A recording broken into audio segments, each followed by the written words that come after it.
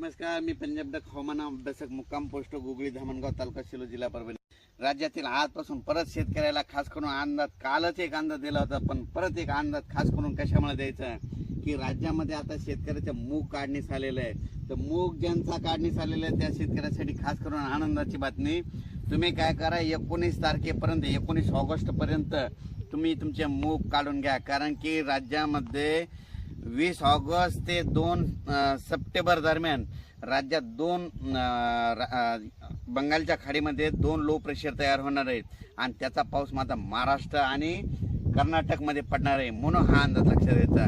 म्हणून सर्व शेतकऱ्याला सांगू इच्छितो की राज्यामध्ये आजपासूनच काही भागात सूर्यदर्शन होणार आहे, पण 12 पासून मात्र राज्यात सर्वत्र सगळीकडेच एकदम कडक सूर्यदर्शन होणार आहे. म्हणून ही खास करून शेतकऱ्यासाठी आनंदाची बातमी. राज्यातील सर्व शेतकऱ्याला सांगू इच्छितो की राज्यामध्ये आज 10 आणि 11 आणखीन 2 दिवस थोडा भाग बदलत थोडे सरी येणार आहेत. म्हणून हा अंदाज लक्षात द्यायचा. पण राज्यात मात्र 12 तारखेपासून मराठवाडा, पश्चिम महाराष्ट्र या भागामध्ये चांगलं सूर्यदर्शन घडणार आहे. म्हणून हा अंदाज लक्षात द्यायचा.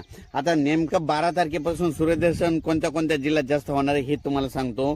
की सांगायचं झालं तर चंद्रपूर, यवतमाळ, नांदेड, हिंगोली, वाशिम, परभणी, त्याच्यानंतर लातूर, बीड, जालना, सोलापूर, उस्मानाबाद, सातारा, सांगली, तसेच पश्चिम महाराष्ट्र, त्याच्यानंतर नगर जिल्हा, त्याच्यानंतर नाशिककर देखील होणार आहे.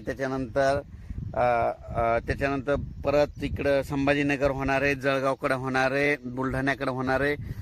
पण ह्या जिल्ह्यामध्ये चांगलं सूर्यदर्शन घडणार आहे. म्हणून हा अंदाज लक्षात द्यायचा.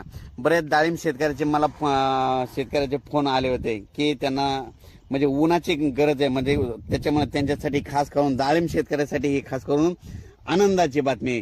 त्याच्यानंतर ज्यांचा मूग काढणीस आलेला आहे त्या शेतकऱ्यांचं, कारण की राज्यामधली परिस्थिती बघितली त्यानंतर फेरफटका मारल्याच्या नंतर बऱ्याच शेतकऱ्याचा मूग काढणीस आलेला आहे.